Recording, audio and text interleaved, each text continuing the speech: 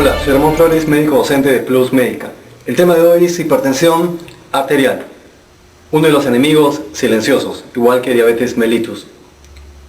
Ya cuando presenta síntomas, el paciente se queja, como ustedes también saben, de cefalea matutina, mareos, tinnitus, bochorno, y acude a la consulta. Supongamos que estamos nosotros y recibimos al paciente, y le tomamos la presión arterial. Para eso el paciente tiene que estar sentado. El paciente sentado, le tomamos la presión y está en niveles por encima de lo normal. La sistólica 140 o más y la diastólica 90 a más. También debajo de eso tenemos la llamada prehipertensión. La sistólica de 120 a 139 prehipertensión y la diastólica de 80 a 89. El ideal es tener una presión menor de 120-80. Entonces le tomamos la presión y está elevada. Puede ser en estadio 1 o estadio 2, que lo vamos a ver. ¿Qué es lo que hay que hacer? Tenemos que citar nuevamente al paciente para volver a tomar la presión. Por el mismo examinador, en las mismas condiciones. Si en 2 mediciones, de acuerdo al consenso, persisten los niveles de presión elevados y no se trata solamente del efecto mandín blanco, entonces hacemos el diagnóstico de hipertensión arterial. Estamos frente, evidentemente, a personas mayores de 35 años, para poder pensar que se trata de hipertensión primaria. Lo primero que hay que hacer, hemos hecho el diagnóstico de hipertensión, luego hay que plantear si esto es primario o si es secundario. ¿De qué va a depender?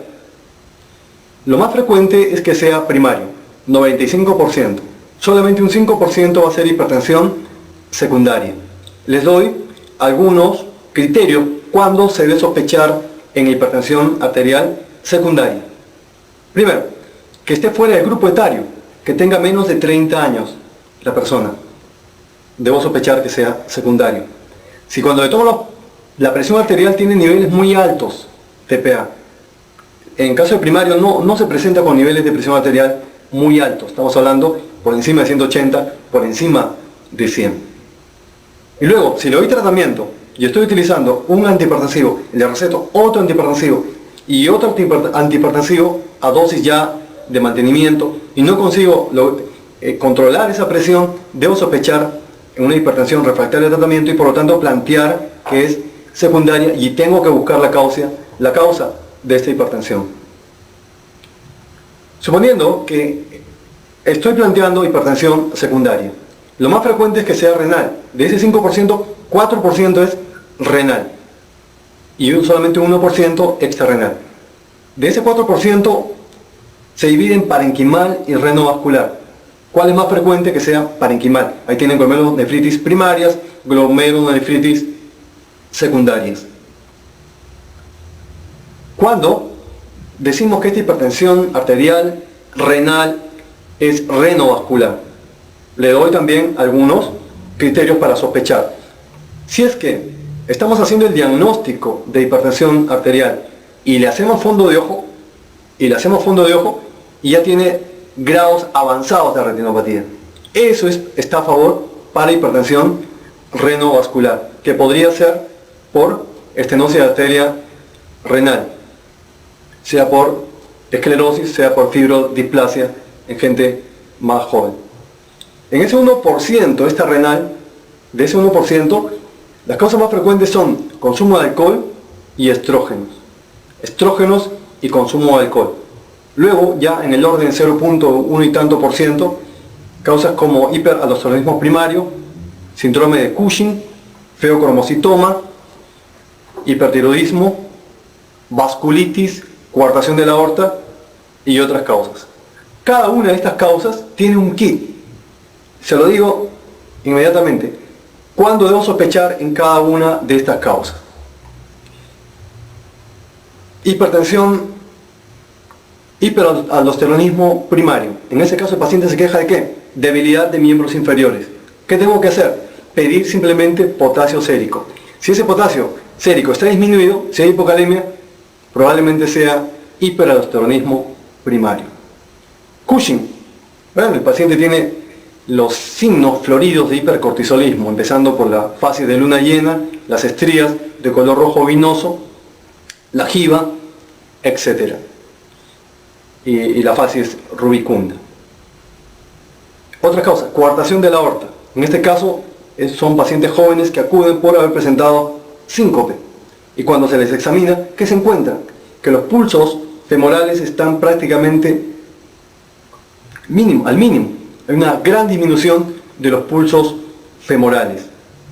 Y si tomamos la presión en el brazo y en el muslo, normalmente la presión, paciente echado, la presión en el brazo es menor que la presión en el muslo. En este caso se igualan, inclusive se invierte. La presión en el brazo pasa a ser mayor que la presión en el muslo.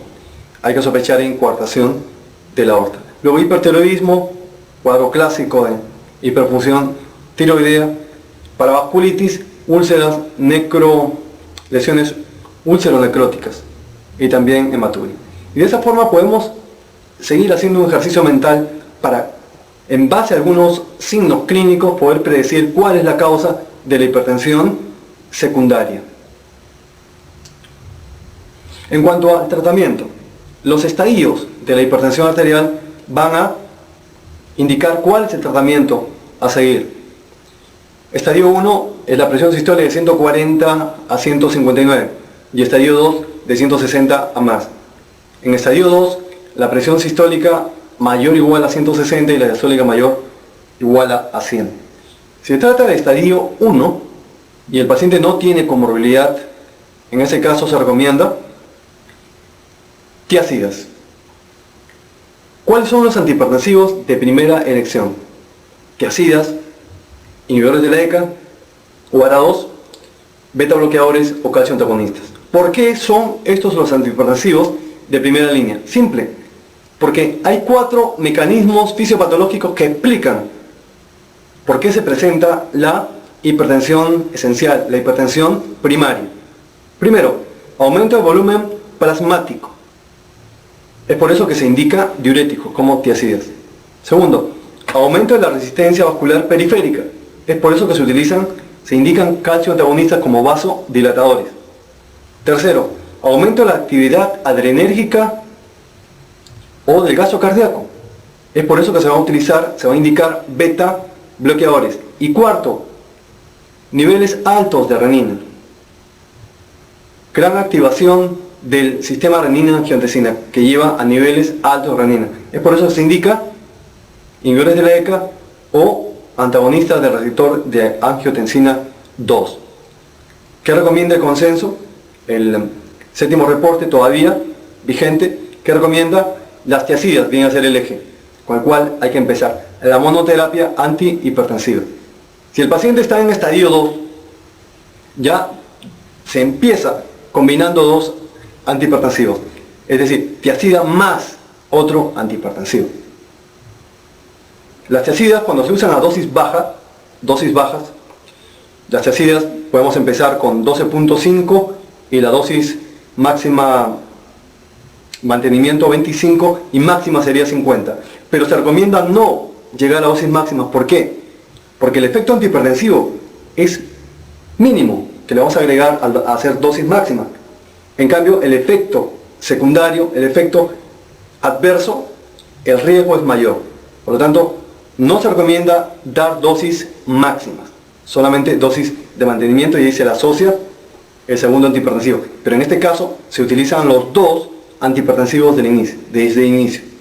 Además, cuando utilizamos 2 antihipertensivos, además del efecto aditivo antihipertensivo, hay un sinergismo y una disminución de los efectos adversos. Por ejemplo, ¿cuáles son los efectos secundarios metabólicos de las tiazidas? Tenemos ahí aumento del ácido úrico, hiponatremia, hipocalemia, aumento del LDL y aumento de la glicemia. Si queremos disminuir el riesgo de esos efectos secundarios, ¿qué hay que hacer? Hay que asociarle un YECA. ¿Por qué? Porque los inhibidores YECA van a estimular la secreción de insulina, o mejor aún, van a disminuir la resistencia a insulina. Es un efecto que está demostrado que disminuye la resistencia a insulina, por lo tanto va a haber menos riesgo de que el paciente desarrolle diabetes secundaria, por ejemplo. Primero hiperglicemia y después diabetes secundaria. Luego, ¿cuáles son los efectos adversos de los YECA? El incremento del potasio, pero la tiazida disminuye el potasio. Entonces, hay un sinergismo en cuanto a la minimización de los efectos adversos y efectos sumatorios también, efectos sumatorios antihipertensivos y también sinergismo en cuanto al efecto terapéutico. Por ejemplo, los YECA, cuando se asocia a un YECA, le asocio una tiazida, potencio la acción de ese YECA. ¿Por qué? Porque los YECA necesitan, para poder actuar, que la renina esté alta, que la renina esté aumentada. Entonces, ¿cómo voy a aumentar la renina? Dándole un diurético que elimina agua, que elimina electrolitos. Al disminuir el volumen plasmático, se activa el sistema renina-angiotensina y hay mayores niveles de renina.